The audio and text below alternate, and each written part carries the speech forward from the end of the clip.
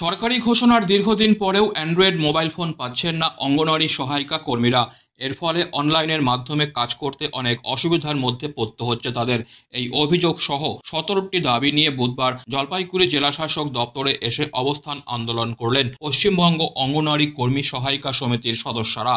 আন্দোলনকারীদের অভিযোগ, সরকারের ঘোষণার দীর্ঘদিন পরেও অ্যান্ড্রয়েড মোবাইল ফোন পাচ্ছেন না জেলার অঙ্গনওয়াড়ি সহায়িকা কর্মীরা। এর ফলে অনলাইনের মাধ্যমে কাজ করতে অনেক অসুবিধার মধ্যে তাদের পড়তে হচ্ছে। এরই প্রতিবাদ সহ 17টি দাবি নিয়ে তাদের আজকের এই অবস্থান আন্দোলন।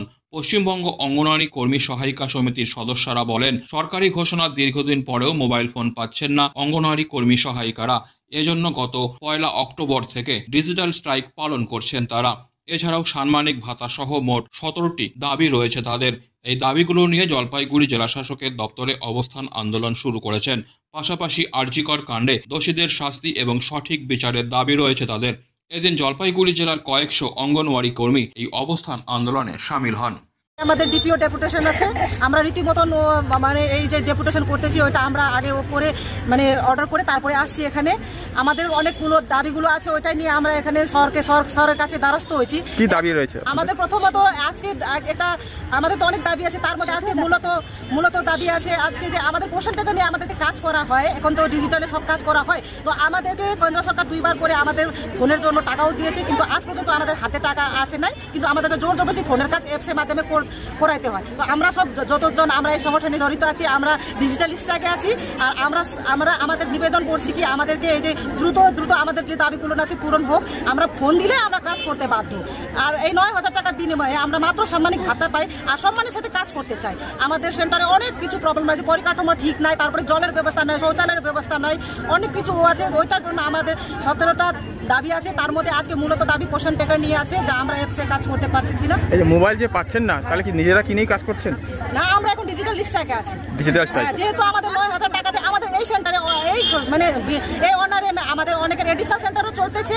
আমরা যে খরচ করি, যে সেন্টারে ডিম সবজি সরবরাহ করি, আগে আমাদেরকে দিতে লাগবে, তারপরে আমরা পাই। তাও 2-3 মাস মানে হয়, তারপরে বাজার দরের মূল্যে আমরা পাই না। তো সেই জন্য আমাদের ক্ষেত্রে সম্ভব না একটা অ্যান্ড্রয়েড ফোন নিজে কিনে আমরা ইউজ করবো। সেই জন্য আমাদের সরকার থেকে 2টা সরকার, কেন্দ্র সরকার, রাজ্য সরকার 2টা থেকে অনুরোধ কি আমাদের এই দাবিগুলো শীঘ্র পূর্ণ করলে পরে কাজের সুবিধা হবে। এই ডিজিটাল স্ট্রাইকের ফলে কতটা কাদের কি ক্ষতি হবে? ডিজিটাল স্ট্রাইকের যে অ্যাপসের কাজগুলো আছে, যে সব জায়গাতে এখন ডিজিটাল কাজ চলতেছে, কিন্তু আমরা ওখানে ডিজিটাল কোনো কাজ করতে পারতেছি না।